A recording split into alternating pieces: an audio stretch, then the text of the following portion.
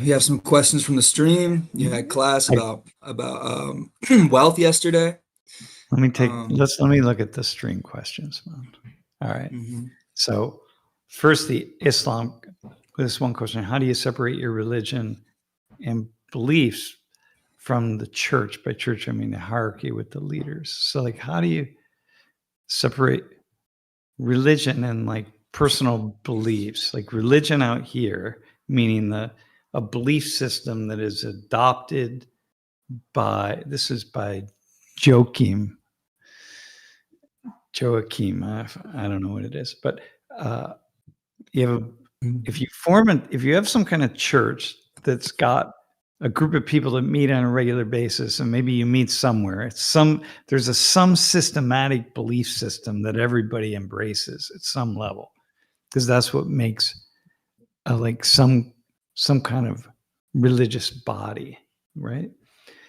And then, but you have beliefs, like personal beliefs, because you can't, there's all just general stuff that everybody agrees on, but there are so many other things that you don't know, right? Like you have to think about, bro, like for example, I'm just thinking out loud, but I'm thinking like where do you really go when you die?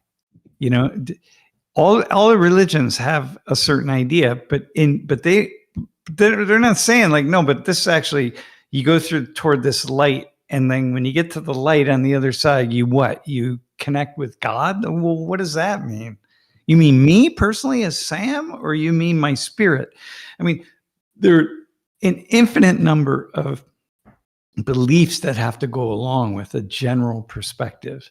So how do you do that, man? So the questions that's being asked is like, how do you separate the beliefs that other people embrace, like between your own specific ones?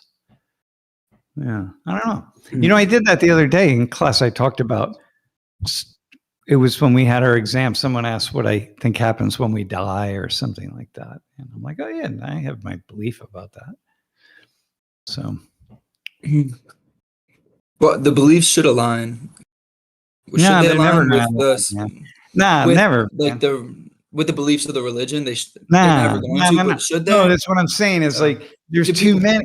There's like a general belief. Like if you're going to call yourself a Christian, you got to believe. For example, there was this person who was born in a male body, like a human form of some sort, and they called himself Jesus or whatever the name, and he had a certain kind of general set of beliefs. It's like, you got to accept that. And then people had the idea that he was actually God incarnate here on this earth. Okay, that's just part of it. You can't be a Christian if you don't believe in that at some basic level. Right. But beyond that, man, what does that mean? You know, like what's it really mean? What do you mean when you say this person, he, even to say he was God in the same thing? We're all God. If he was, we all are. No, he was special. Like he was like the perfect embodiment of God. Like, oh, okay, so Elijah, God didn't put as much energy in creating you or creating me, you know? Like, no, I mean, that's facts. Yeah. No, this would be the idea. This is what you have.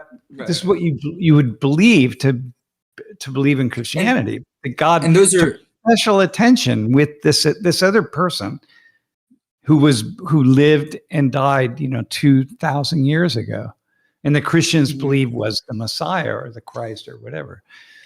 So God put some kind of special attention into him, but with us, it's just sort of, we're just mixed in with all of creation. That's that's where you have to take that idea. And the idea of like, what do you think the variation is between like esoteric beliefs versus exoteric beliefs within all of these I don't know. Like religions? I don't make a distinction. Maybe I do, but I don't know what that means. Oh, like the esoteric, like when people say like God is in me versus like God is in me in all things versus like God is above and watching, and the exoteric is like God is outside of you and watching you, and the esoteric idea is that God is within you and within all things. Like it's just like the general idea. So you have to have both of those, right? Like you gotta. This is part of the thing. You have to like decide which one is more dominant or which one. I mean, it's really fascinating, man. you're just gonna and each person's gonna have their own like unique way of seeing these kinds of ideas. And yeah, it's so in the end, we all live with a certain set of spiritual beliefs that are our own, regardless of what religion we are. And most people, they overlap at some level. You know, where we come from, why we're here, what are we doing when we're not here. Yeah. Right. Huh. But the problem, yeah. So anyway, that's a cool question. I like that. It is. All right, man. Yeah. It brought me back to the research question. I had a research paper where I was studying like esoteric religious views, exoteric religious views, and then the quest types that are more like curious and kind of just want to be in relationship to all the different kinds and just to understand versus and I think it was interesting like the findings of like how much happiness you have if you're like more exoteric or like if you feel like God is watching you or like how shameful you might be if it's like God's watching you or like versus esoteric it's like I don't know. Well, so it makes sense. Listen, so if you have this belief that there's some God who observes in the way that we observe and judges in the way that we judge, because, you know, as humans, we have the ability to make these distinctions. I mean, judge, like I like this, I don't like that. You know, this is more beautiful than that, you know, kind of stuff, right? If we have a belief that there's a God out there that is capable of doing that in the way that we do, and then stratifies things. It's like, hey, you know, you shouldn't do this or you should do that or whatever the case is. Man, it's you feel there's a very high potential to struggle against that God in the way that we struggle with our parents who are judging us as we're kids, you know, because they're judging us. They're basically trying to keep us in line. Like, don't get too crazy over here or over here, because then you're not going to fit into society. Then you're going to be a pain in the ass for me and for yourself. It's like, don't do that. You'll make life miserable. And some parents can't do that very well. And some parents do it too harshly. And then the kids are going to respond against that. Right. So if we have a God that we feel is really harsh, we're going to respond against the God and then be pissed. And I would imagine be a little less happy. But at the same time, man, if you don't have the God, like if you don't have parents and you're just completely on your own, you got to figure it out. Boundaries. Yeah, you got to create your own boundaries, and that's a pretty hard thing to do. So, and it also makes me wonder, like how much more likely is with those like discriminate versus based on beliefs. Like if you have an exoteric that's like kind of like discriminating between like, you know, like if you do this, you're good. If you do this, you're not. Well, and like then how often will like those who believe in those ways versus like, oh, God is in everybody, then maybe discrimination will be like less likely. Okay. I don't know. Probably, you know, the truth is, honestly, probably, well, the people who are heavily judgmental, meaning they walk through life with good and bad, with these two or three or whatever categories all the time, man.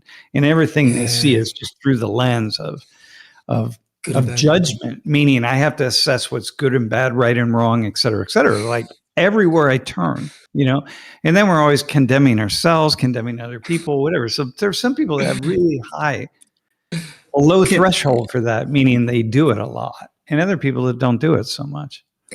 Can I just tell you a quick funny locker room story? When I was at the gym, there was this, I was talking with this one dude and we were having like a conversation in the sauna. There was like 4 of us. And then after that, he said both of our names resemble like the disciples of Jesus, you know, and or like prophets or something, or no, I think he said angels. Angels, all right. Elijah the angel. All right, man. Yeah, and then I think I think it was like Michael was an angel. And there's at one point he was like, yeah, there were angels, and I said something like, oh man, I'm sure there's like the devil and the angel inside of all of us, you know. I was like at some point, and then like the conversation kind of stopped after that, like kind of after that, I don't know if it wasn't received well, like saying that we have both, like both can exist in us, but just as an example of like You know, those that see like good and Yeah, bad, or got there's only you. good and bad, Yeah. which is just interesting. Well, I think it's a when we're children, we have to be very literal in our assessments of good and bad and right and wrong, right? And it just makes it things easier because you think like a child, right? See, things are very, very simplistic. And if you think in too complex of ways as a child, then that's not good. And if you think in too simplistic of ways as you grow into an adult, that's not good either. You got to develop some complexity. So I'm always thinking about that with people who, as adults, are really just very super high levels and practice of judgment and assessment. And what does that mean for us? And how as we kind of we grow, we mature, we grow older, there has to be just kind of a loosening where you see the gray area of things. And yeah. Yeah, And if you don't, no, if you don't, relationship is you hard. lose. No, everything. Right. Life is difficult, man, because Right. Yeah. it's never simplistic. The most important things in life are things that are complex and gray. I mean, really, unfortunately, I wish it weren't that way, but it turns out it really is. And so if you don't develop your mind enough to be able to move in and out of thought systems more easily, then you get you're just going to trip up and fall flat. It's too hard. I think that's what allows me to go in and out of anything at all. One religion, another religion, see this, you see that. We were talking about Islam, and I go, yeah, okay, Islam is a problem. Islam is a good thing. Islam is this. Islam is that. Like, here's how here's how it's the same as Christianity sociologically, and here's how it's different. And here's, like, I don't know. I just float in and out, and I think it's my years of just training my mind to be curious, more curious than judgmental. And in fact, it's getting it's so much more difficult for me to make assessments about things like right and wrong, good and bad.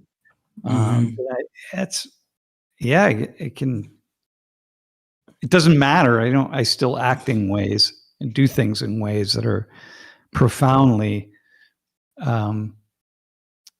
adaptable to other people. Is it that it's harder for you to make assessments, or you realize the thought that needs to go through in order to make an assessment? Yeah, there's always like some sort of singular dominant thread that has to go through. But my problem is I see that thread and I see all these other ones around it going in different directions and connected to it, but the subtleties of it, and like, oh man, I can't make a simple statement, a simple comment. Even like in class, I think about yesterday's class, and I think we could have gone in. I can at the top of my mind, I can think of about 25 different directions that conversation could have taken. But you just sort of choose one. But that is no indication that anything in there is what I thought or whatever. It's just like, at some point you do it. It's so easy to get caught up in the indecisiveness of like, I'm sure you've understood that maybe in like making the decision of where to go, with all the multiple threads. Yeah. You brought me to that in dialogue when I had a dialogue yesterday. And they're talking about something and you can like ask a certain question, which will take you somewhere else, but you just have to choose one and not be in the middle of like, you just have to, Yeah, I can hear that. Yeah, that's cool. No, it's fun, man. It makes things really much more fun. Hey, Stephen asked in the Islam class, what's a passage in the Quran that often gets interpreted wrong? That is such a cool question, man. Are there any Muslims who are listening right now? If there are, what is a passage in the Quran that often gets interpreted wrong? Yeah, someone put something in there. I'm really curious about how people would answer that. I got to remember that, man. Yeah. Okay. Yeah. Okay, man. Let's go with another one. Ian. Okay. Ian asked, how much do the Christian and Muslim students know about the history of their religions? That's actually a really good question. I would say basically probably they know the same as pretty much anybody else, which is very little. Yeah, because people, when you're young, there's just without having lived a certain amount of life, it's really difficult to put attention onto history, on things in the past. But this is my take on it, by the way, Elijah, man, that I had recently. I've realized that I'm able now to look back over really 50 years of my life when I was quite a conscious person. And so I have an experience of history. And because I have a personal experience of history, it makes me more capable of reading about history and studying history and kind of having a better understanding of it, ability to really take it on and understand it, because I have my own. Because you can reference it back to your own life. Yeah. I can reference it to something. It's like, oh, this is what happens. This is what 50 years looks like. Oh, okay, 50 years. So then when I think about from 1850 to 1900, I'm like, what happened in there? You had build up to the Civil War, and I have like a frame of reference. It doesn't feel so distant. Exactly. Yeah. But when I was a kid, when I was young, I didn't have that, man. But that's my idea, is that these students probably didn't know much about the history except a few factoids, Yeah. And it's cool. It just because they don't know much about the history, but they maybe passively accept and then eventually invest in some reading themselves after a while, after they passively accept, because I assume most kids will passively accept, right, until they get to a point of their own reflection on. But still with history, most people aren't going to study it anyway, because it's not history, alive, right, man. Yeah, it's not alive. You can't. You just have to kind of keep, Right. Hey, and by the way, there was another question. It's like, what is Ramadan, man? Why do Muslims fast? What's Ramadan? So Ramadan is the 8th or the 9th. I think it's the 9th month of the lunar calendar. And the Islamic lunar calendar, okay, and it commemorates when the Prophet Muhammad when God delivered the ideas that became the Quran to the Prophet Muhammad. So you commemorate that, right? For I don't know, for 4 weeks. I mean, it's 29 or 30 days or something, and yeah. And it changes because it's the 9th month. It's not the same month every year. So it moves by several weeks each year. Really? Back. Yeah. Yeah. So, for example, when I remember, working with lots of groups and Muslim students and the Middle East in particular, at World in Conversation. And Ramadan was hitting the middle of summer. And it's like, it's okay. That's cool. That doesn't affect us at all because we don't have dialogues in the summer. And then suddenly it was in May, and then April and March, and then it just changed lots of things. But which is kind of cool, that each year it changes. You know what I mean? Like, think about it. Christmas was, for Christians, if Christmas or Easter changed 3 or 4 weeks every year, and then you just have it'll mess everybody up. Yeah, well, maybe it's a different experience, but it would be pretty cool. Right. Yeah. Wow, that's interesting, because I did think Ramadan, because I knew someone, anyway, I thought Ramadan was at an earlier point this year, but I think it was because it was at an earlier point last year, and it moved forward. You said it moved forward a few weeks. That's what happens, and that's why it's later. It was later this year. Or was it later or earlier? Well, I think it's earlier. No. It's earlier. Okay. So well, it depends on how you want to see it. okay. Yeah. Got it. All right. Yeah. Cool. You know,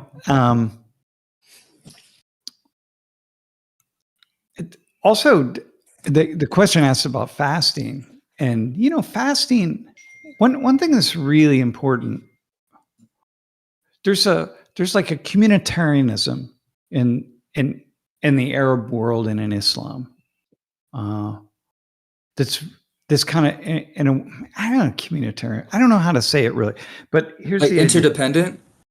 Well, Islam. I thought Islam is very concerned with taking care of the community.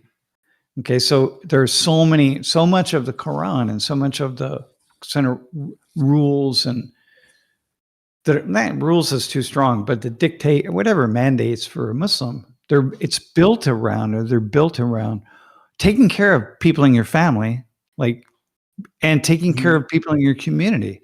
So you know, you have things like every year you have zakat. It's called, just as an example, like every year you give a certain percentage of all of your wealth away. Everyone does that.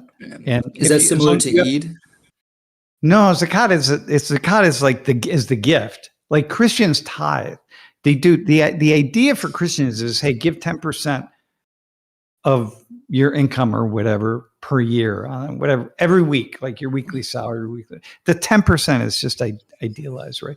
Well, Muslims have a similar thing, but you do it. You give to the community. You take care of the community. You know, people who have experienced misfortune or problems, or you know, whatever the case is, and very clear about passing down, how you pass down property and who you pass it down to and who's taking care of who. And so when you really read the Quran carefully, not through the eyes of some like sexist sheikh or some sexist Muslim dude, not sexist, but just some Muslim dude's fucking narrow-minded.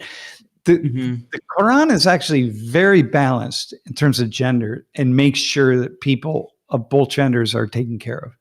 So, but, you know, the problem is men get control of this and then they start doing all sorts of stupid stuff, right? So like the idea of having multiple wives isn't to have a big harem. The idea of having multiple wives is to bring other people. There are women who are, let's say, I mean, there are lots of things. You can look at this any way you want, but I choose to look at it as a sociologist, because as a sociologist, it completely makes sense.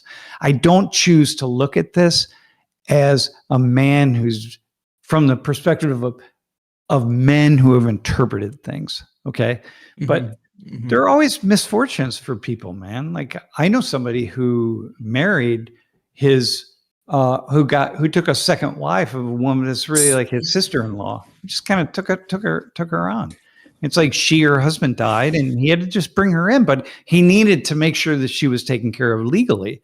So then she became a second wife for him. So everything is everything is split. If something happens to him, she's taken care of because she has half of everything. And you know, it's just stuff like that. Like if you just fucking choose to not look at the negative and like open your mind up, you start seeing these ways in which human beings have been really pretty amazing. So it's just not like, but then today what happens is we just make stuff, I don't know, we just miss so many things. Anyway, so and so I guess, so you were relating back to, I look at this as a sociologist to look at this polyamorous view of marriage in order to support, so a communitarian principle for I think I'm just wrapping away, but I think I was thinking about zakat, and I was thinking about you take care of people, man. That one of the things that people who don't study Islam, they really miss out on, the very cool ways in which Islam is a religion. If you see it, you interpret it in like the purest sociological form. It's people are taken care of, man. Everybody. It's not like women aren't meant to be enslaved and women aren't meant to be beaten down and second-class citizens. All the ways in which it's like which that happens in many cultures because men take control and they just do whatever they want to do. Just like Christianity, man. I was listening to this video of this pastor who's just talking about his wife and he had a big church, man. Like, it wasn't like he was this tiny little country bumpkin, man. And he's talking about, my wife takes orders from me. And when we want to have sex, I mean, he's saying all this. When we want to have sex, when I want to have sex, we have sex. And she's obligated to do that. And she's obligated to cook for me and take care of me. I'm the man to uplift me. And I'm like, dude, where'd you get that from? Did Jesus tell you that? You know what I mean? And I'm like, so all you got to do is look at a bunch of those videos of people who maybe aren't as radical as that dude was, but other dudes are even more radical. And so men, right? Well, it's the same in Islam. You can find the same stupid men saying stupid things, and nobody would say, how many Christians do I know be like, my wife as a good Christian woman is obligated to have sex with me every time I want to have it because God said so. He's like, that's just so I don't know any. I don't know any either. But I probably do know some, actually, that think some variation of that. I've probably met them and I don't know who they are. But anyway, so that's the same thing. When you think about Islam, you think about the things that certain Muslims do and say, and then you see some video of some Muslim guy saying something really stupid, like the sun revolves around the earth. I had a video of this Muslim guy explaining how the sun revolves around the earth. I'm like, bro, come on, man. Just look, you know what I mean? But anyway, and so like, yeah, that's pretty dumb. Well, I can find a Christian saying something just stupid, or someone who's Jewish, or someone who's Hindu, or some whatever. So that's the point, man. I did want to bring up the fact that you brought up an example of like a guy is married and his brother dies and then his wife becomes part of the family. That's also in the Old Testament. So dude. a lot of those things that, you know, they've transferred from one religion to the other. If you study ancient like Hebrew law, that's going to be part of Hebrew law. So this is going to be a Jewish thing. It's part of the classic. It's part of the world that, historically speaking, when somebody dies in a family group, somebody has to, or in a small community system, someone has to step in and take care of those people.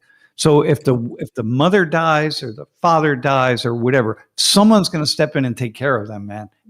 So any religion that forms is going to have something, going to say something about what to do when that happens. Especially when you have like other laws that are connected to it. So for instance, men could only own land. So therefore, if a husband dies, then one of the reasons why that wife then goes to the brother is because then the family still owns that property. The family can continue, you know. Well, so it's super interesting. No, but listen, man, here's another thing on that though. You're gonna, to look at this stuff anthropologically, you start with the following idea, okay?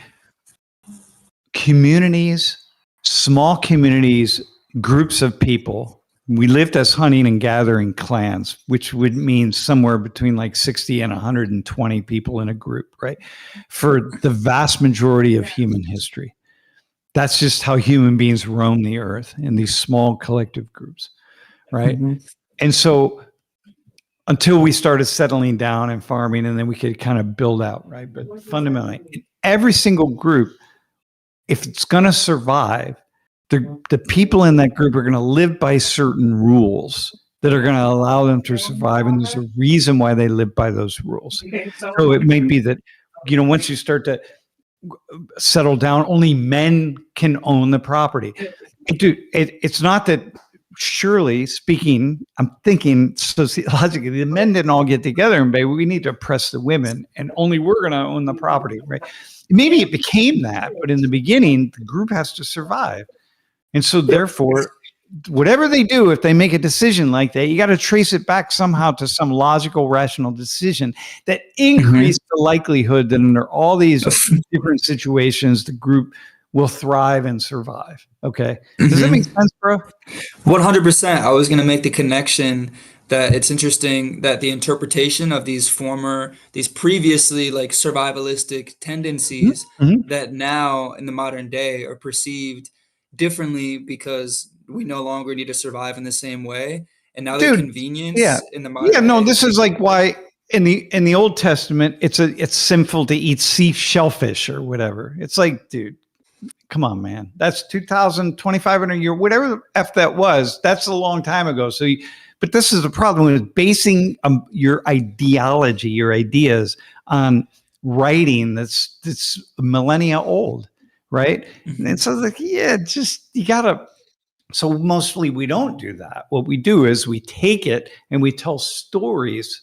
It becomes in some ways apocryphal, but we tell these stories using those ideas. But you can't go back and grab one idea because then you'd be boycotting Red Lobster seafood restaurants where people are eating shellfish.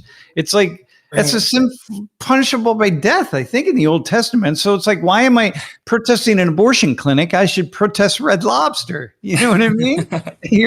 So like, I mean, this is the idea. You just change, right? So men, it's like, yeah, you don't get to own that yeah, you did, because at some point in time that was essential, right?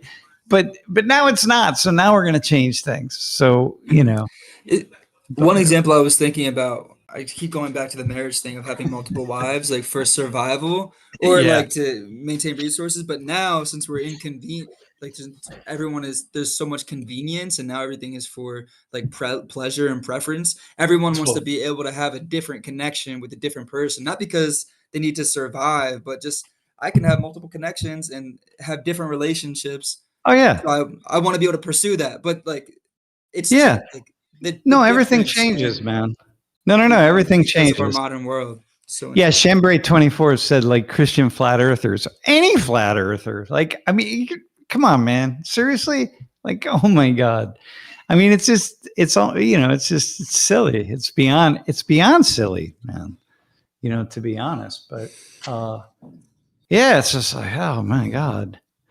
But this is the thing. You got to grow into something, and you grow into it intellectually at some level. Wait, but I never finished the Islam thing. So, okay. So you did. Okay. So fasting, one of the reasons you fast from, sundown from sunrise to sunset is because, and some people don't even drink water, man, but it's a reminder of the struggle of people who are less fortunate and who struggle, and all the ancestors that came before and are less fortunate. So beautiful.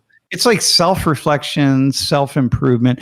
When you fast like that, sunrise to sundown, because I have fasted. I fasted once for 48 hours and a number of times for 24 hours. And you're just focused on right here. And you feel unease and you feel it's hard, man. And then at the end of the day, you've accomplished something, right? And then you feel good about it. And then if you're Muslim, you go out into the community where everybody else has done the same thing. And you have a big table full of food. Like, for example, when we were in Egypt during Ramadan, and we stayed at this hotel, and every night in the day, people ate. The foreigners, the non-Muslims ate, right? So people like us, we were down there eating lunch. I'm like, yeah, whatever. The waiter, I'm asking him, like, dude, you're fasting? He's like, yeah, I'm fasting. I'm like, God, it's too bad because this falafel sandwich is really good. Like having fun, right? But nonetheless, it's cool. But anyway, the restaurant would set up these elaborate tables. And sometimes, for like 12 people or 20 people or 50 people, and then this one big ballroom. And people at sundown, people would start arriving, people in families and communities, and I don't know who they were, because sometimes it was just small groups of like 4 or 6 people. And sit down to these elaborate meals, breaking the fast meal.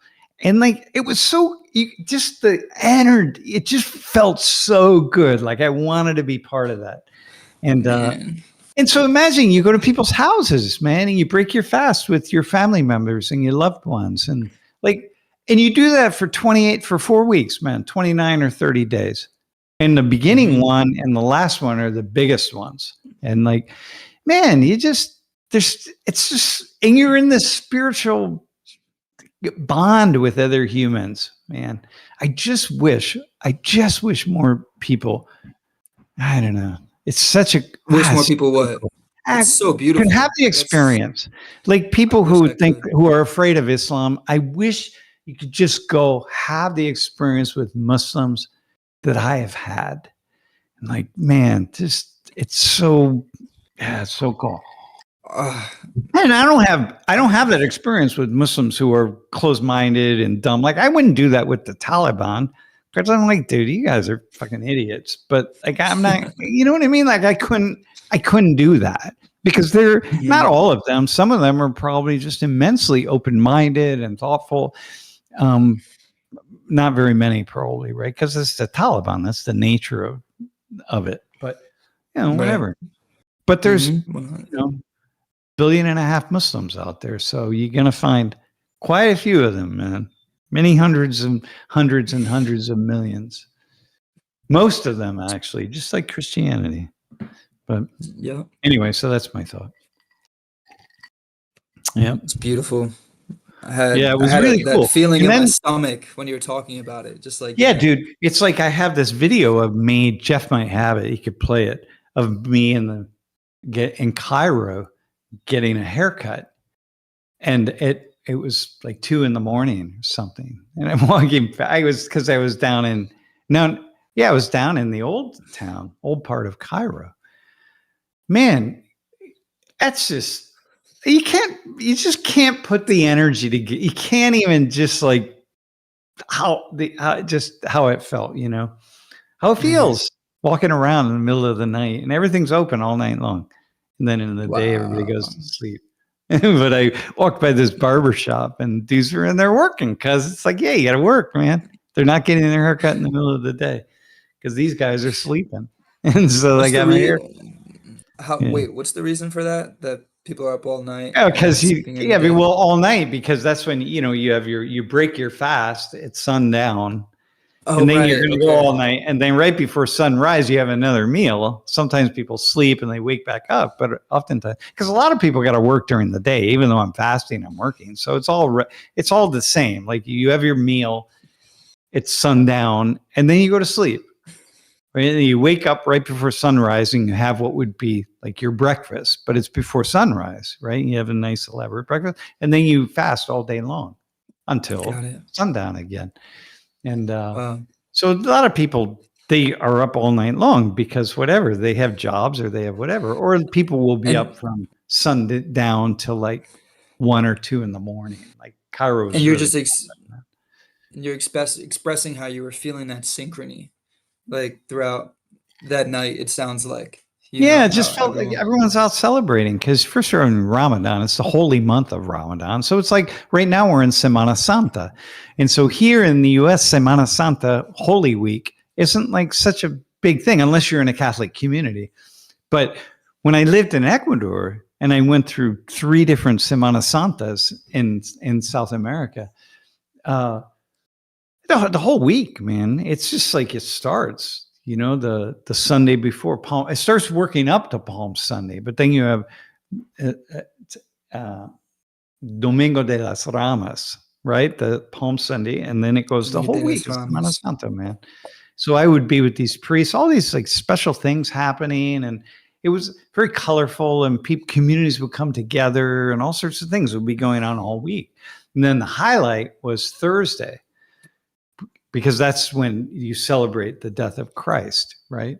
And then especially in some of these rural communities, people come in and carrying the cross. Like every rural church has its own cross and people carry it. And like, and then Good Friday, celebrate I say Thursday, it's actually Good Friday. It's the peak day.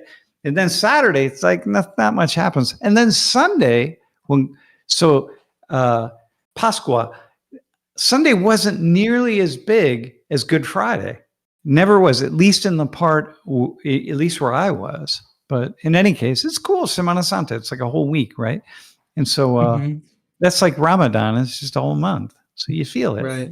Where you feel that, yeah, you feel that same exact thing. Yeah, but we don't Synchrony here in between the humans. U.S. You don't unless you're in like a Latino community where it's like fundamentally Spanish, or Filipino community that's Spanish, or somewhere like that. But you can feel it differently. Interesting. You know, Man, that's dude. The makes me thing think about is, the people. Go ahead. go ahead, man. What's that? Makes you think No, about no, what? I was like, it makes me think about the people that are disconnected from that are within that community. I don't know why, but I was wondering about Yeah, that. Like, oh, you see yeah. those that are disconnected from that piece, which I don't know if you would have Well, seen, because the people that are out there are the ones that feel connected to yeah, it. yeah. Well, But you know.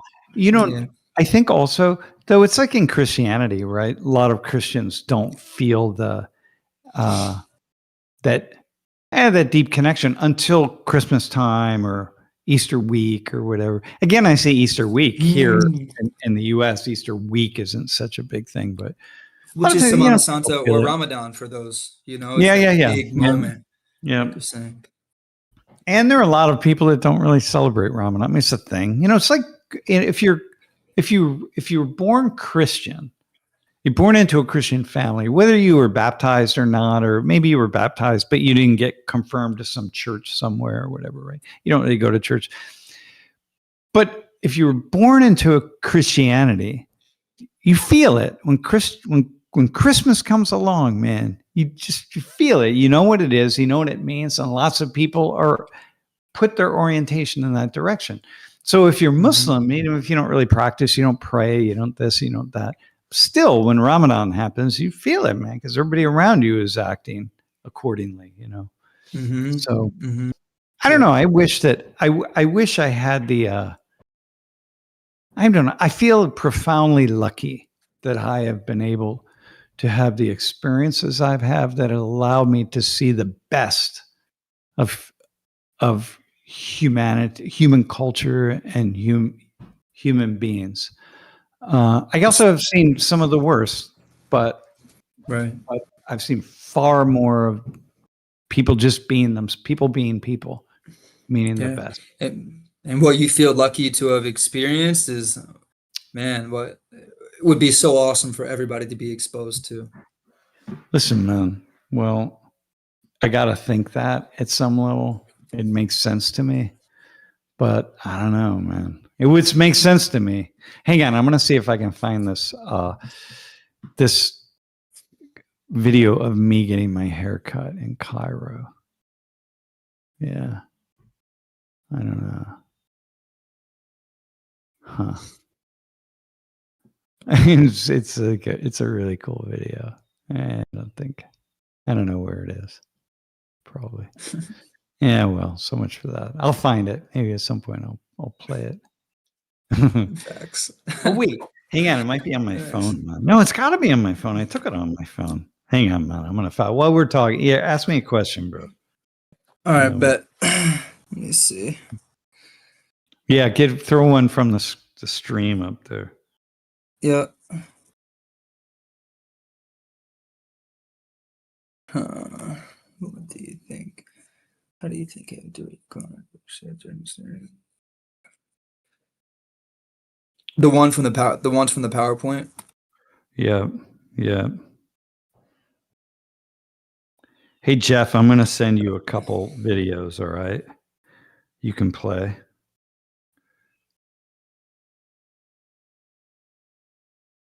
Well, they're from my phone, man.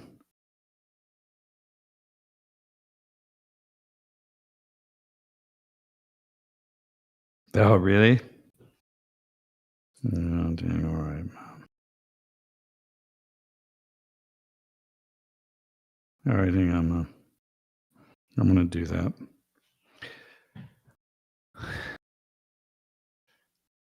All right. I don't know if we'll get volume here. This is pretty cool.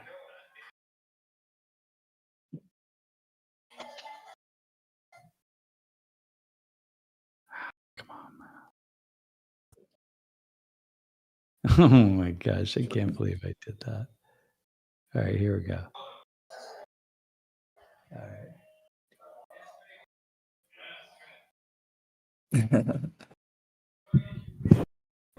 That's sick.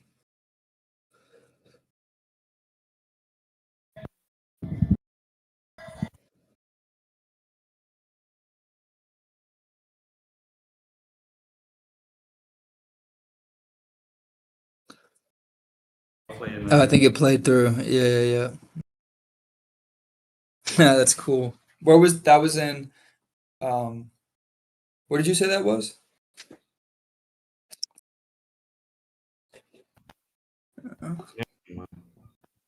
Just. Mm-hmm. Oh yeah, hang on, man.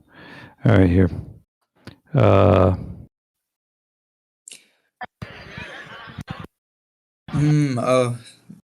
Stefan said you should put them on the channel. Put the videos on the channel. It's kind of a good idea. I like that. Put all your experiences on like a sub page or something. All right, hang on, man. Anyway, I love the I'll idea. put him on. I'll put him on, man. Yeah, send them over to me. I'll find something to do with them. If you have a bunch of videos, that'd be cool. Dude, I have so many videos. I have so many from here. Wait, here. There's another one from Cairo. This is when the call for prayer.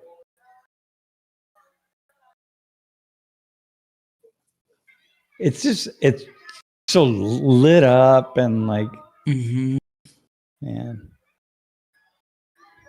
That's awesome. Yeah, it's really cool. Yeah, you should put those in the channel. That'd be sick. Dude, I'll put some up, man. Yeah. Yeah. Yeah, no, I do have a channel, Steven. Yeah, I have a channel for just content for Korea. It's a completely Korean channel. It's all in Korean. Yeah, that's the only one. It's cool though, because in that channel, I'm doing more things that are kind of personal or more connected to me, or just kind of stuff like that, or just different things. Lori and I. So even though it's directed at a Korean audience, it actually is good for this channel too, because there are more just kind of personal things that I'm doing or talking about.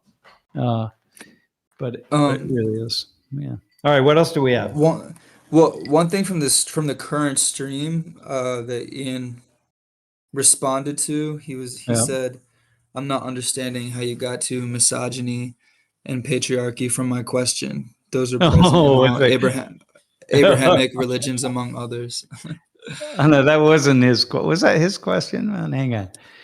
Well, let's see. Oh, about the history of their religions. Oh, yeah, that's because I moved on to a different question. Yeah, people don't know about the history of their religions. Oh, yeah. Well, actually, here's the connection, because if you understood the origin of things that we now see as misogynistic or patriarchal, because they are in the context of this culture, but if you understood, for example, the origin of it, right? Like most people would say like, oh, a man taking multiple wives, that's just like men, they just have sex on their minds and that's all it is, and it's like, so that's how you see it. Like women are just, it's not about love for men. You just want women to take care of you, like one to cook and one to clean and one to have sex with or whatever. Like there's like a Western, more women centered, what we would call feminist centered, but feminism, the core ideas of feminism are embraced by everybody in a Western culture.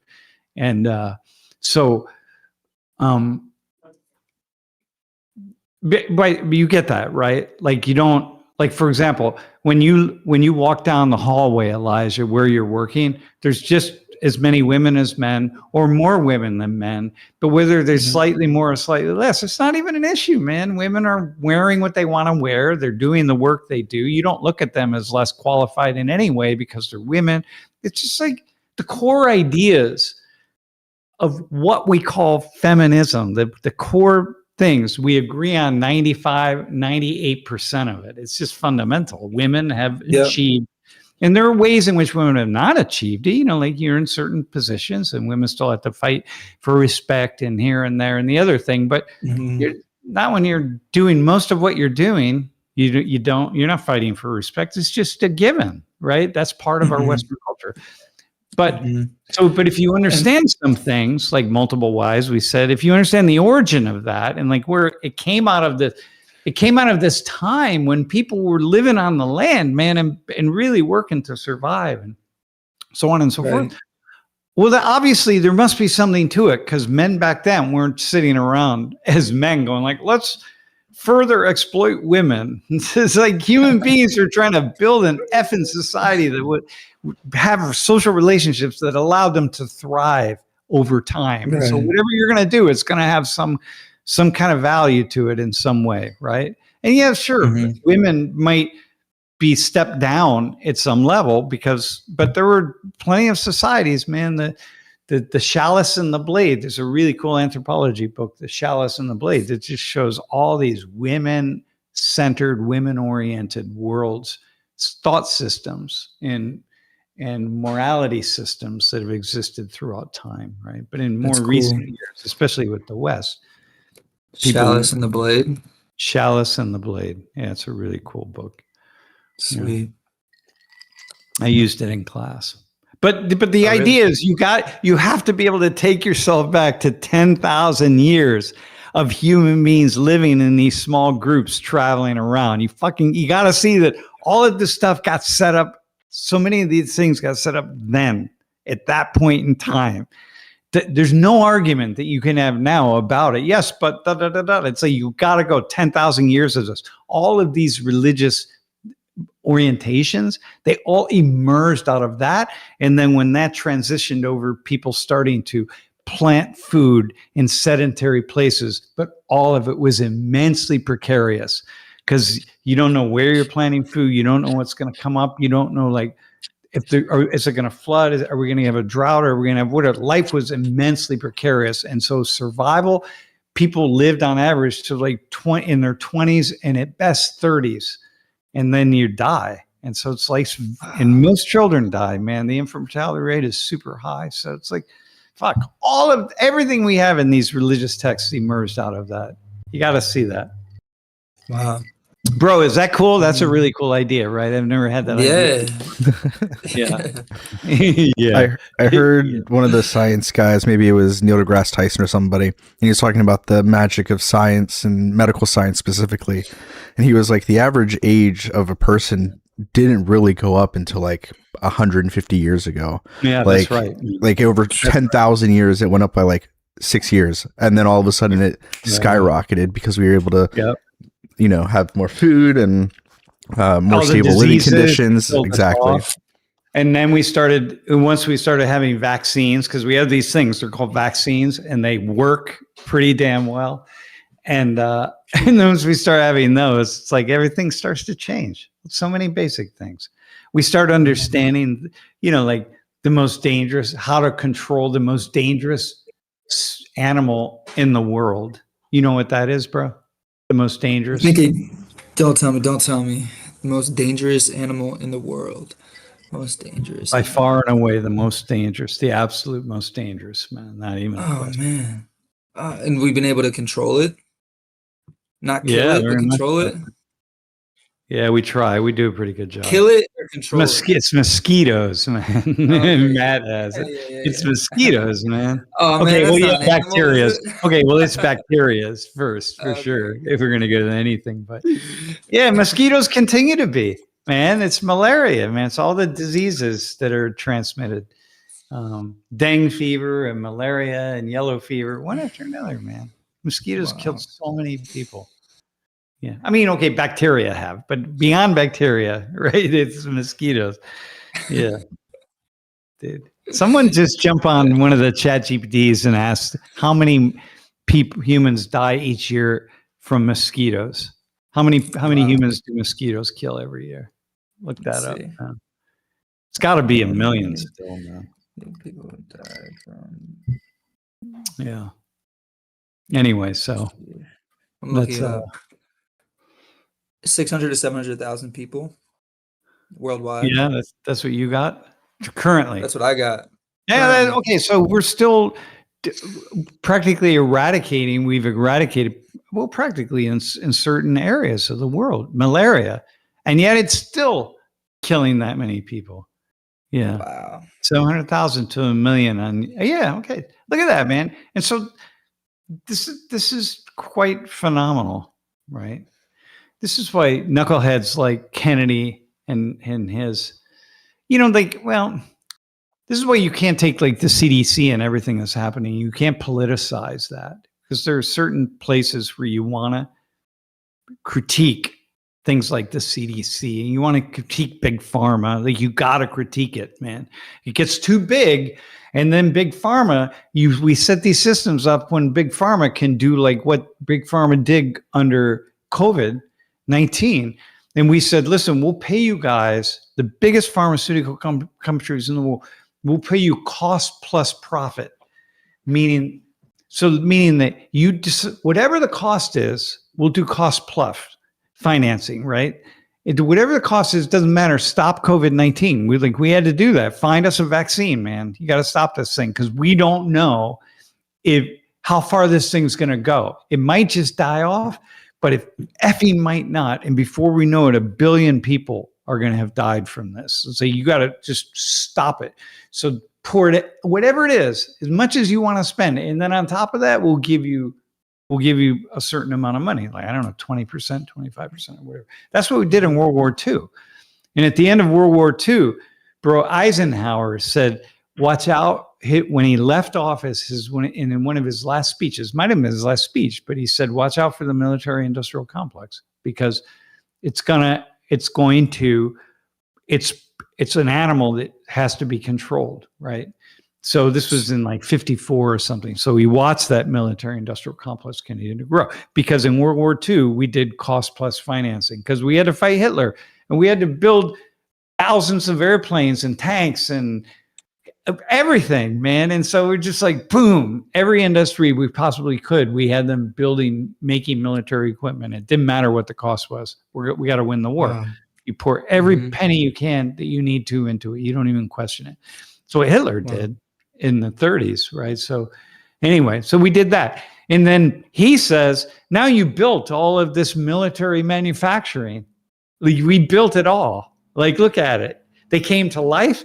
You better stop them, man. You got to tell them now, okay, we don't need you. You got to now move on to making baby carriages, or I don't know, whatever you got to make, rototillers or cars or whatever, make something else. But too many of them kept making weapons. And that means you got to use the weapons. So, okay, so let's go to war in Korea. Let's go to war in Vietnam. Let's go to war here. Let's go there. Let's sell our weapons around the world. Let's start wars all over the world so they can use the weapons. Right now in Iran, people might think like, wow, this is quite amazing. But the people producing these advanced military weaponry, they're like, oh yeah, man, keep firing those missiles off, man, because everyone you're going to have to replace.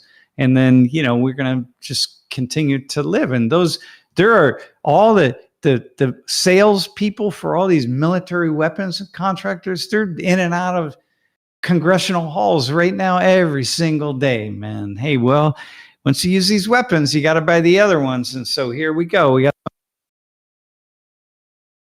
That is the most insane thing. Oh, I think your volume cut out. Yeah, there you go. How about that, man? And so Eisenhower warned us, right? Okay, so that was the same with COVID under Big Pharma. We said, dude, hey, stop this thing, man. Just stop it. And we did. And now Big Pharma gets even bigger and their profits get even more. And Big Pharma is just going to keep pushing for, well, we have this vaccine for, when you have pain in your elbow right there, we have a vaccine for that. And you got like, pain in your nose. Like, we got a vaccine for whatever it is. We got a drug for that. Not a vaccine, but we got a drug for it. Okay. So you got to be like, all right, guys, tone it down a little bit. Well, that Trump came along and what's his name? Kennedy. And he's like going, but he's an anti-vaxxer. He's also not, I don't know. I don't think he's, well, he's smart in some things, man. I heard him speak. I heard him speak about the environment. I thought he was fucking brilliant about rivers and the environment and so on. But that was like 20 years ago. But anyway, so you got to like, okay, hang on, Big Pharma. We're going to back you off a little bit. Like back down.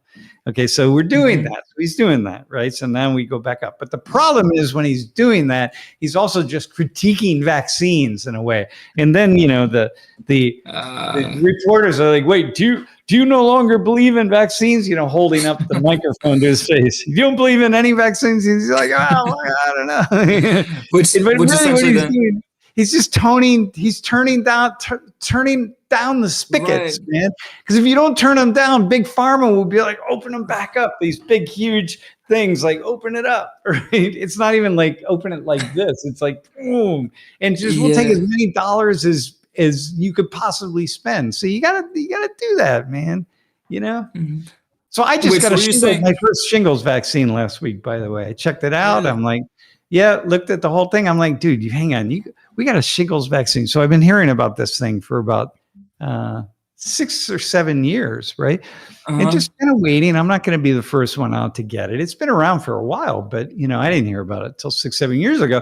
And like talking to lots of people and reading the data on it, it's like, I think I'm going to take whatever risk there is on this. And they say there's no risk, but there's a risk for everything. It doesn't matter, man. It doesn't matter. I'm drinking watered down lemonade with ice cubes in it. I could choke on an ice cube and die. There's a risk in everything, man. So clearly on a shingles vaccine, there's some kind of a risk. But I had chicken pox. And so like, okay. I talked to enough people that got shingles, and I'm like, I don't want shingles. And it looks like I can take this vaccine. And it sucked because for 36 hours, I was in bad shape, man. But really? But I got to take a second one. I had shingles when I was 7. Oh, seriously? Did you have chicken pox also? I had when I was an infant. I don't know if you could see it, but these scars right here. Oh, yeah. Damn, look at that. I always wondered about those scars. Okay, that's chicken pox. That's shingles. Oh, yeah. Okay, all right. And then you had shingles, and you could get shingles again. I don't know if I can. Maybe I can. Yeah, I don't know. I got it when I was like I want to 7 look years that old. up. Can someone just look up the same damn thing? Look up in the, We did have this conversation during another office hours because as soon as we started talking about shingles, I was like, Elijah had shingles when he was a kid. Because I remember talking about it. But I think you can, because I know that my parents had shingles. Dude, like there is in no their early 40s. You ask Claude, there's no think you can anymore. That's not even allowed. Ask Gemini, ask Claude, ask ChatGPT. Okay, Wicked, Psyched, and Chambray said, like, you can't get shingles more than once. But this is the thing. I've had to train my mind now to retrain my mind and be like, there's no, I think so. Just use one of the LLMs, man, and find out. It's going to give me the truth. So anyway, all right. So it's not super common. About 1 to 6% of people may get shingles more than once. If your immune system is weakened, you're under high stress, you get older. Well, I don't think I'll get older, so I'm probably. Dude, listen, man. I had a student last semester who got shingles, and that put me over the top, But anyway, I got my first vaccine, and it did suck. Nice. And I'm going to have to get the second one, and that's going to suck, and I'm not going to be happy. But whatever, it'll go. It's not going to suck as much as if I got shingles. So you can even get it if you're Chambray 24. Don't be telling me that stuff, all right, man? You can even get it if you're vaccinated. Like, damn, do not. Please, Jeff, delete that comment. It's not that bad. I was only out of school for like 2 weeks, but it's not that bad. Oh, only 2 weeks. Yeah, all right. My eye was shutting down. I had my whole eyelid was like this. Oh, dude. Oh, that sucks, man. Yeah, it was crazy. I remember that. Yeah, it depends. My mom thought it was like, right. It's true. My mom thought it was poison ivy at first, and she was rubbing it with a washcloth. Oh, she was like, God. Oh, that's just, it's just horrific, man. Right. Going back to opinionated Matt. Yeah, listen, man. The idea is we pay these every country, every nation, every community pays some level of into the public trust. Okay, you call it in Muslim societies, you have zakat, right? It's into the public trust, and it goes, and like there's a connection between the different Islamic foundations and governments and so on, right? But in other places, we call it taxes elsewhere, and like you got to pay into it. And these people collecting these taxes are trying to people who have something to sell to the government are going to try to sell as much as they possibly can. You don't sit back and be like, hey, how many cluster bombs do we need? Is this a good idea to be dropping cluster bombs on places that kill so many civilians? Yeah, maybe not, but it's my job, and I make a profit for every 10,000 I sell, so I sell them, and It's people can insane. justify anything. And so anyway. Yeah, wicked psych. Yeah, that's what I heard, man. The pain, the burning is yeah, damn. Yeah. Yeah, so intense. Yeah. Yeah, that's what Chambray, that's what I heard. It's like really more if you're immune compromised. Luckily I'm not, but that you get shingles more than once, but still. Nonetheless, I don't want to think about that. So I think with Iran, Trump is supposed to, first and foremost, at 8 p.m. I think tonight is the space shuttle launch for Artemis 2, which will be the first time we've gone back to the moon in forever. So that's really cool. Hopefully it's able to take a successful launch tonight. And then and they're going to be on the far side of the moon too, right? I'm not the first time humans go to the other side of the moon for sure. Oh yeah, we're gonna get some cool pictures then from the spaceship, like up closer, I think, than we would have gotten through whatever that one is that's like way out of our solar system now from the 70s. Then at 9 p.m. Trump is addressing the nation, and I'm assuming it's about Iran. I think there were two other nations. I think like the UK and then somewhere else may have made some statements this morning. Wait, about Iran? I think it is about Iran. Or Iran, as he says. Yeah. Yeah, right. Yeah, well, I'm sure. Well, he's got for whatever reason, man, they pulled us they got us into this war that it seems to me, my only way of thinking about this is first off, you can't think through what's fully going to happen, but there are basic things that any thoughtful foreign person thinking about foreign affairs issues and thinking about war and conflict, so anybody would have said that most of what is happening is what was going to happen. And so, like, yeah, you don't have to be a rocket scientist or a brain surgeon to have predicted most of what is going on. And it just feels like there wasn't a lot of thought put into this, man. And it scares me a little bit. It troubles me that I see this guy, the White House, they just surround themselves with people who don't have any experience. And Trump sends his son over there to negotiate. Dude, fucking seriously?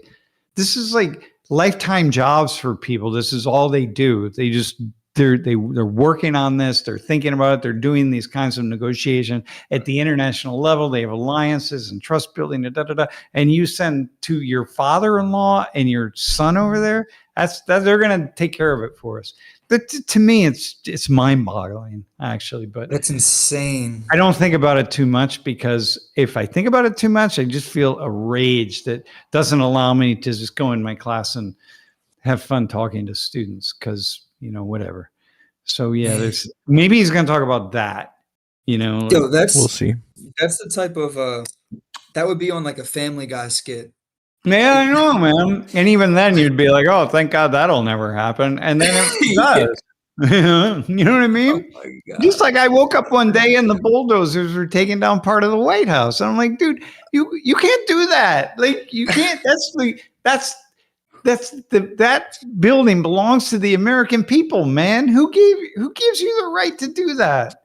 Like, come on, man. God, it's so crazy. That's why I golf." So some corrections for the Artemis 2 launch. I think it's going to be at 6:24 p.m. local time, Eastern time. It'll be the first time that we've had a moon mission since 1972. The first time in 50 years that humans have gone into deep space. They will not land on the moon. They will be flying around it. They will be flying over 250,000 miles from the Earth. And it will be the first time there's a woman in deep space, a person of color in deep space, and the first Canadian on a moon mission. All right. Okay. That's cool. Hey, Robert Harris. No, he didn't. The Abraham Accords are nothing. There's nothing in the Abraham Accords.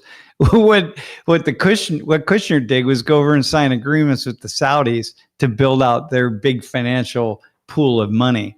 And what they've been able to do is build a pool of Trump money worth billions and billions of dollars. So when Kushner was there, I think it was like $1.5 billion. they agreed to with this. Basically, how the Abraham Accords go, we're still fighting wars. We're still battling. We're in a war in Iran. We're in basically have some sort of miniature kind of tentative peace agreement in Gaza, but there's no money being put forward to rebuild Gaza. I don't know what that means. And then we still have continued ongoing conflict in the West Bank. So it's like what is the Abraham Accords? It's like nothing. It's nothing at all, man.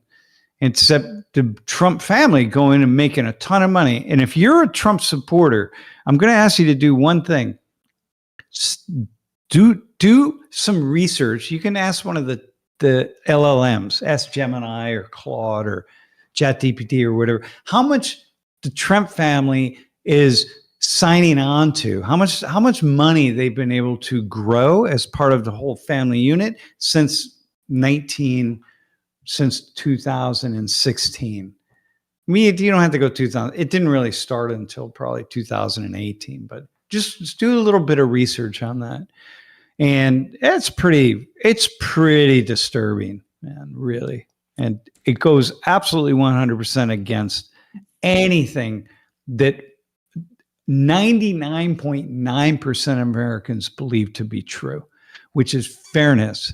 And politicians who go into, whether they're ministers or politicians, or whatever, you go into positions of power and you take advantage. Like me, I take advantage of my students, let's say. So you'd be like, oh, if you saw me doing that, even in the slightest way, people would be calling for me to be fired the very next day. If I were to gain anything from students, like, hey, I get this opportunity, get them to cook food for me and bring it in. You know, it's like, oh, all right.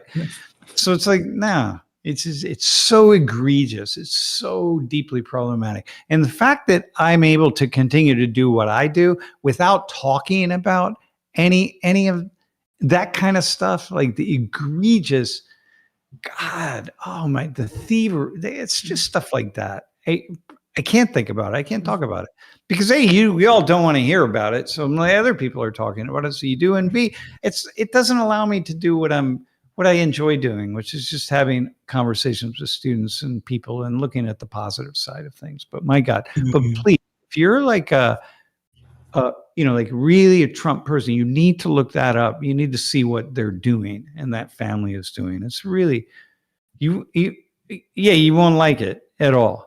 And you shouldn't, of course you won't like it. And you shouldn't, nobody likes it. It's thievery. It's using position to get something. It's terrible. So not too long ago, Jared Kushner got into the news because he worked with Saudi and another company, and they purchased portions, I think, of EA Sports or EA Arts or something. And essentially, it sounds like Saudi is trying to become the next area where esports and gaming is going to be huge, which is interesting from an American point of view, because in the early 90s and early 2000s, it was the United States. But then when you look at League of Legends, the largest video game on the planet, is huge in China and Korea, to the point where they've built massive, China, Korea, Japan. Massive auditoriums for it. So then what is Saudi looking at to do? What's the reasoning that they wanted to do this deal? Let me explain here. The Saudis, they're sitting on oil money. They're sitting on a lot of money. The Saudis are really smart. I gave a talk to the Middle East. It was the Alijah student organization had their annual gathering about 10 years ago. And they asked me if I would be the keynote speaker of this. It's a dinner that they have in the spring every year. And these are all the students from the Gulf countries and professors, and some families happen to be here, but it's 300, 400 people, right? It was a big dinner. So I come in and I do the talk, and I said, listen, man, climate change is coming. EVs are coming. Everything's coming. And you're not going to be able to sell oil, right? We're basically going to move away from oil. We're going to, that's what's going to happen, because it's going to be cheaper to do that. And in the long run. So you better invest your money. You better figure out you young Saudis and Kuwaitis and Emiratis and so on, Omanis, Qataris, you need to go home. You insist that the people above you, your parents and your grandparents, they start investing their money thinking about 20 and 30 and 40 years from now, because they just keep buying soccer stadiums and football stadiums and football teams and shit. You better not have that. You better go to high tech, and you better rebuild your societies in some really cool way. Anyway, that was my message, because like, you're going to be doomed. So Saudis are really smart in this ways. Well, so are the Emiratis and the Qataris, but they're all looking for these ways to advance, like things like, esports. It's like, well, let's make this a hub of esports, man. Let's do that. And let's do, these, fourth tier technology investments, and let's invest in AI, and let's have data centers here, and let's do whatever. It's like they're thinking. So that's why it's a awesome investment, man. And so you have the World Cup, you have this, they're going to have the World Expo. That's where, so, it's just, okay. Anyway, that's my thing. Am I like, am I ranting, bro?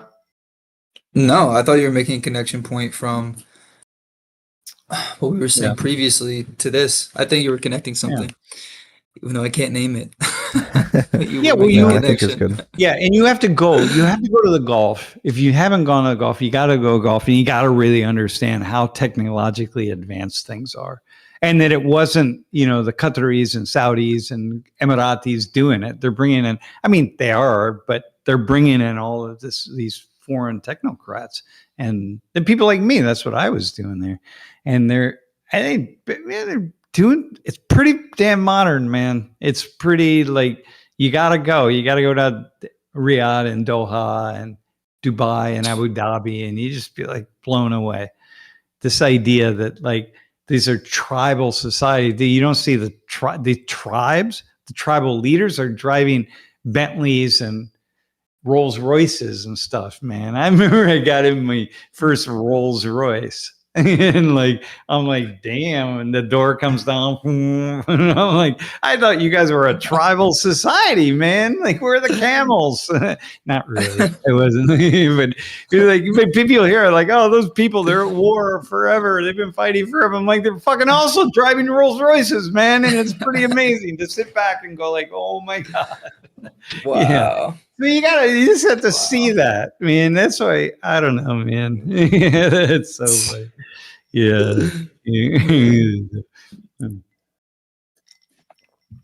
Hang on. Sam, what harm would come from you jumping into the steel cage and wrestling with the devil? Oh my God. I would be destroyed by the devil.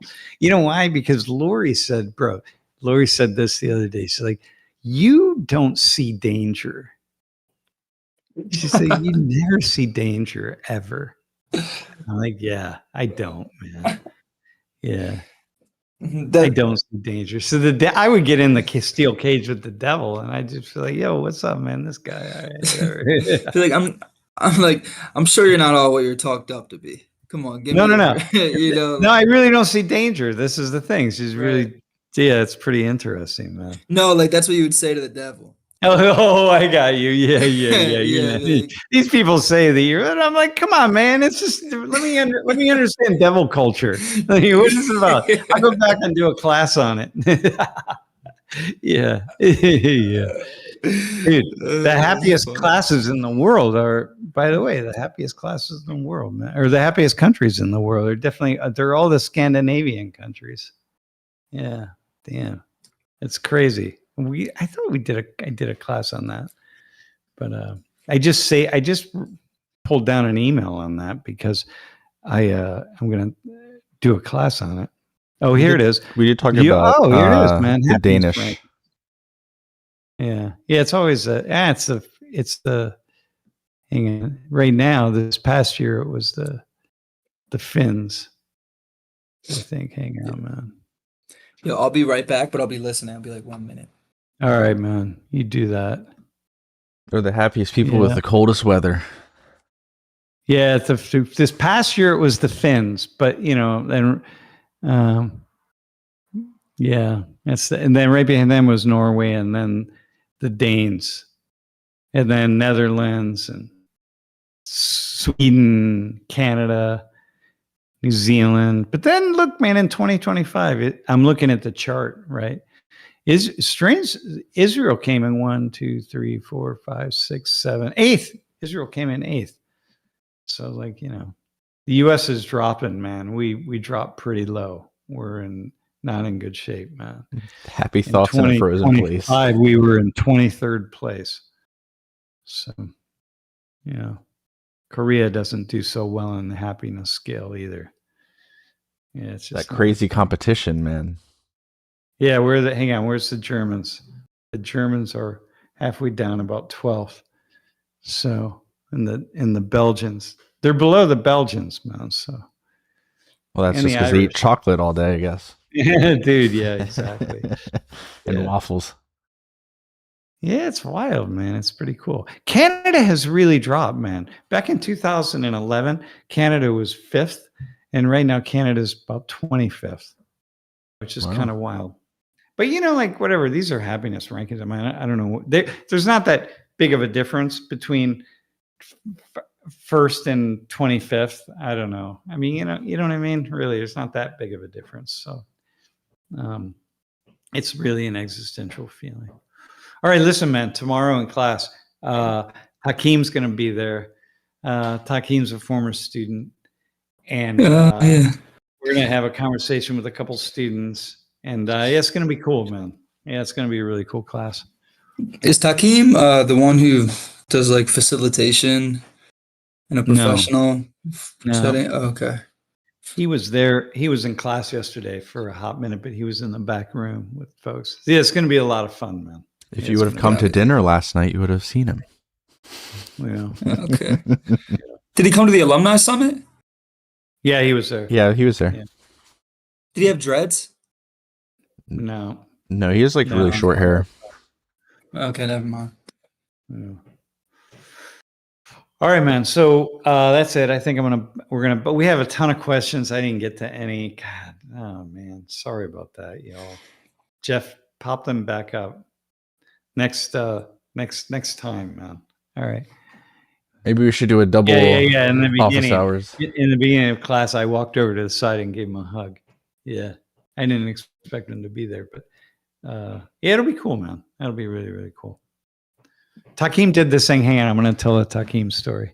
And so in the beginning, in the build up to the Iraq war, there was a lot of anti-war stuff happening. Not a ton, but every campus, there were a lot of anti-war in churches and all across the U.S.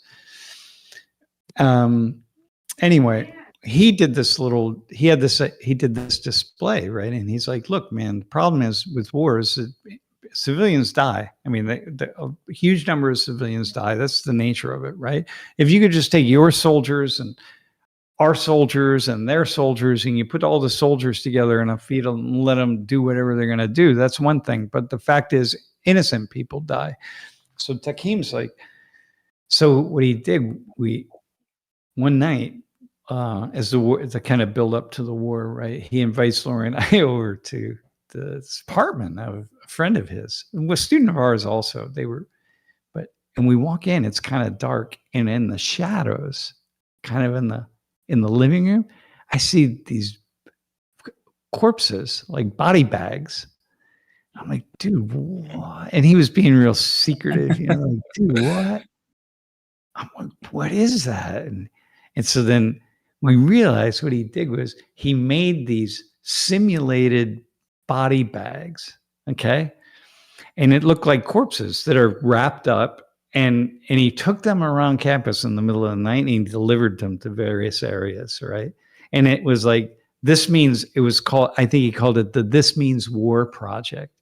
And then he had some data about the number of civilians who die in modern day wars. And then he put this little sign on the ground. So he pounded the signs in the ground. He's like, "Official student art project, do not remove," because the police are going to come along and remove it, but they didn't. Right? It was up for like a whole half a day because the police no one knew what to do. Everyone's trying to find out what's this art project and whatever. I think the last one got taken down later in the afternoon, and it was the most brilliant thing in the world because you had to stop and see it because there's a corpse wrapped on the side of the sidewalk, and students are going by and people are just like, damn. So anyway, he did that, man. So when you're watching him in class tomorrow, I think like, this is a kid when he was 20 years old. He did that. He pulled it off. Wow. And the cops never caught him. Nobody ever caught him because it was like, they had the idea it was him, or they didn't know. And like, he never admitted that it was him who did it.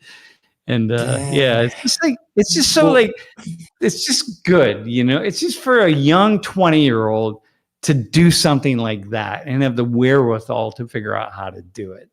And a way to bring attention to something, Dude, and we could say like, oh, but it's anti-war. It's fucking anti-civilians dying in war. That's what it is. And if we have a war, the next war we have on this land right here in the United States, and 8 out of 10 people who die are civilians, or 9 out of 10, you'd be like praising, your kids or your grandkids or your children who did stunts like that to bring attention to the fact that 80 people in the community next to yours got killed by a bomb, an errant bomb coming from the Chinese or the Russians or something like that.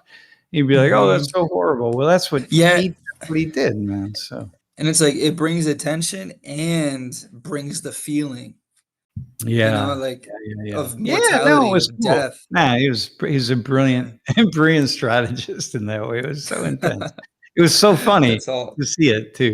It's like, right. By the way, a quick question, Ziesendorf. The religion of Scandinavian countries is almost all Christianity, but no one's, Willie too said, but almost no one's, very few people are religious, man. But All right, man. We gotta go. I gotta go. All right. Well, anyway, that'll be. Yeah. Good stuff. All right. We're gonna do this cool thing in class. I don't know if it'll be tomorrow, but we'll see. All right, man. We'll see you all. Be well. Thanks everybody for tuning in. Really appreciate it. And that's it, man. Thanks.